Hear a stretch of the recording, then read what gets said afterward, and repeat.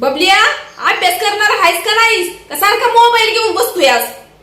थांब की मम्मी, थोड्या वेळानंतर करतो अभ्यास.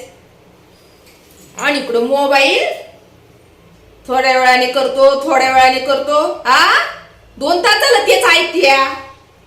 तू अभ्यास करणार नाहीस ना? थांब, तुझं मामालाच नाव सांगते.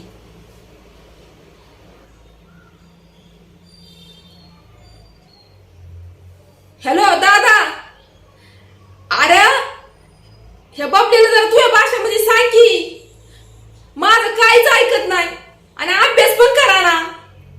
हा हा, थांब जरा त्या संग बोल. थांब दर मामा संग बोल. हॅलो मामा. अभ्यास कर कर कर कर अभ्यास कर वाचन तू लिखाण कर अभ्यास कर वाचन तू लिखाण कर समजून सवरून मनातून तू अभ्यास कर कर कर तू चिंतन कर तू चिंतन कर अभ्यास कर अभ्यास कर वाचन तू लिखाण कर अभ्यास कर अभ्यास कर.